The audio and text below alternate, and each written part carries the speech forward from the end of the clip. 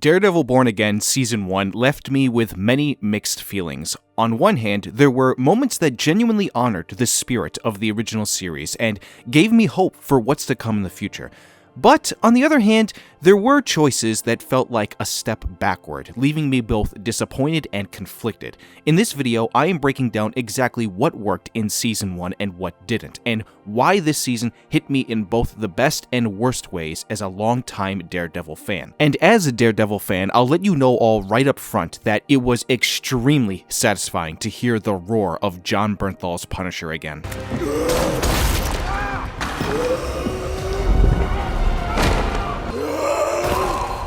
Alright, jokes aside, to any Daredevil fans watching, what was your favorite moment in Season 1 that took you back to the Netflix version? Let me know down below in the comments. So, it's no surprise, or even really something that fans have been unaware of for a while now, in that this first season of Daredevil Born Again has undergone one of the most stressful and difficult workarounds that any season of television has seen in recent years. In the last 5 or so years since this show was announced to be coming, this one season has undergone a full structural change with regards to the story, characters, as well as bringing in certain people to showrun the show and get it back on track. This required an extensive number of reshoots that fundamentally changed so much of the story that we got with Season 1. In my opinion, this is where we get to one of the first fundamental flaws of Season 1, where I do believe the reshoot changes that they underwent really did negatively affect the flow and pace of Season 1 from a storytelling perspective, but also a character development perspective. The reshoots were most noticeable for me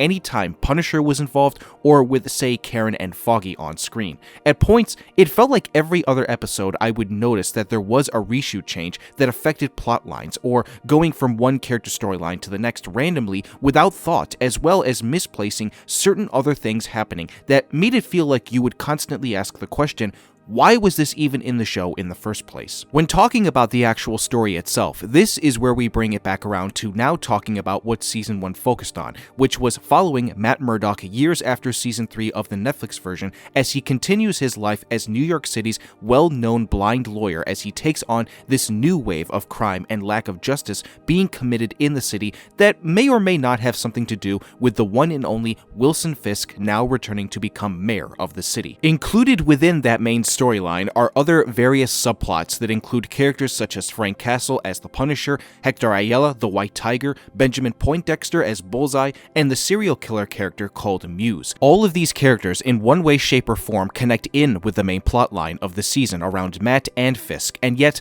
I find that almost all of it is completely disjointed and random given how many episodes we had to explore these characters and see if we can try and connect with them.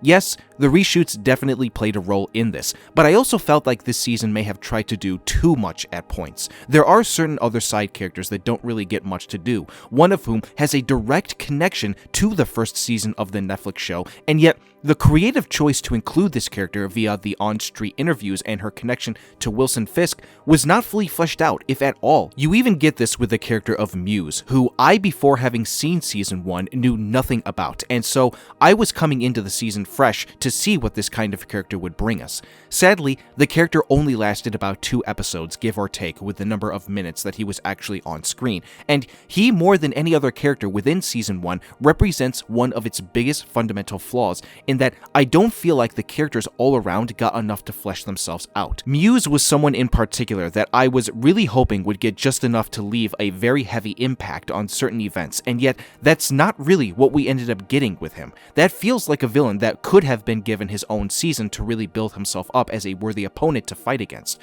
The problem, like most other plot lines within this season, is that everything gets so distracted by one other thing that's going on that we have to put our attention to. 1 second, you are focusing on Matt trying to be born again as his Daredevil persona after Poindexter killed Foggy. 1 second, you are focusing on Fisk being mayor of the city while also incorporating his criminal life into it with Vanessa, and then 1 second, we find ourselves focusing on on any other side character who adds themselves into these bigger storylines. Lots of it feels sort of rushed and also kind of unearned depending on who you are and how you feel about it. All around, I just found that the story of the season to really lack focus and not have a good sense of what it was trying to accomplish. Thankfully, what was well accomplished was getting us re-established with the two main leads of this season, which is Charlie Cox as Matt Murdock and Vincent D'Onofrio as Wilson Fisk. It really does feel like these two as the characters never left and have been these characters for years and years now, ever since the Netflix version had ended. I would go as far to say that both of them are probably two of the most well-cast actors to a character that we've ever seen in the comic book genre. Anytime either of them are on screen, they just ooze the presence that you need out of characters like the ones they are playing. One man is trying to do his best to uphold the law and the justice of the criminal system that take people down while simultaneously trying to be a vigilante who can do it there as well. And then the other guy who believes himself as a man trying to do well by the city as mayor, but can't help but include his secondary persona of being a kingpin to a criminal life that he just can't leave out. It's the one storyline that, for me, stayed as consistent as possible within Season 1 that I am absolutely looking forward to see play off again in Season 2, now that we know where we are going with Kingpin essentially taking over the city in the worst way possible under martial law and with the addition of making vigilante activity illegal. The other big plus that I will give to Season 1 is that maybe even more than the Netflix version, it built up the extreme, brutal, and yet unexpected violence that we did get with certain characters killing people. Only on Disney Plus in the year 2025 can you come to see that a man gets his face ripped apart in one of the most brutal depictions that the MCU has done yet, if not the most brutal one to date. I very much enjoyed that the show was able to not shy away from showing a lot of the violence and played fun with it at times too. It didn't make the violence go overboard in a way that made it feel like you were watching a cartoon, or if you were watching The Boys, as an example, to another insanely violent comic book property. Violence has a purpose every time it's displayed on screen, and I appreciate that it was done that way. On another note, while I found myself enjoying some of the action sequences with Season 1, I also can't help but point out that I do believe many of them were flawed in the execution of the filmmaking process. When the first episode dropped, I was one of the only people out there who pointed out that while the sequence between Daredevil and Poindexter was really cool to watch,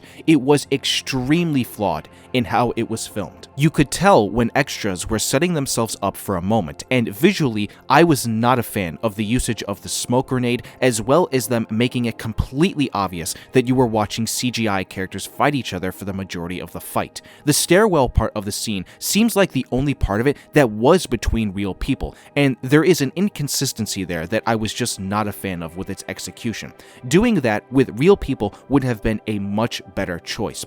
And another action sequence that showcases a lack of attention of the filmmaking process was in the finale between Punisher, Daredevil, and the corrupt force of cops. Again, really cool to watch, but the weight and impact of the scene was completely lost because of the usage of slow motion. Thankfully, real actors were used in the scene, but the slow motion just makes everything feel like it's not having enough impact on what you're watching. All the violence in the world of this scene doesn't matter unless you are watching something that makes it feel like it has weight to it. This is why my favorite action scene in the whole season was the one between Daredevil and Muse in the underground subway. Talk about actually perfecting the filmmaking of the scene visually and also making sure it is all in camera. Everything about that scene is what I love and more about these kinds of characters and how they fight. That is something that I want more of, and speaking of wanting something more like that, I now want to talk about my hopes for Season 2. As a longtime fan of this character and the world that he represents,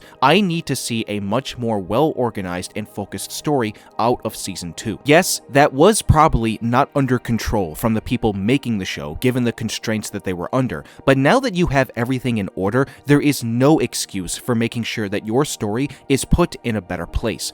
Action-wise, I need to see way more practical and less CGI. The Netflix version of the show really showcased that you can do that kind of thing without the need to cheapen out and cut corners. Keep the core group of characters we have now. We see that Matt has assembled a small team to help fight back against Fisk, and who's to say that some other characters won't show up that are related to who Matt is as Daredevil. But you also have to keep it focused on a core group of characters without the need of adding in any others that can distract from the core story. Finally, you must keep the consistency of Matt and Fisk relationship at the core of the show. After what Matt did defending Fisk from being shot, it feels like a lot of their relationship is all up in the air in terms of how they really feel about each other. At the end of the day though, chemistry with regards to how they carry out their activities and how it affects their relationship is essential. You lose that and you lose a lot of what this show is, but if you can keep it all intact, then yes, Season 2 could potentially be just as good as what Season 1 gave us. And there you have it. That is my commentary and analysis of Daredevil Born Again Season 1. What do you all think of Season 1 and my analysis of it? Again, overall, the season was just decent at best for me, and I'm hoping that it does get better. Leave your comments down below, and please be respectful if you disagree with anything that I said.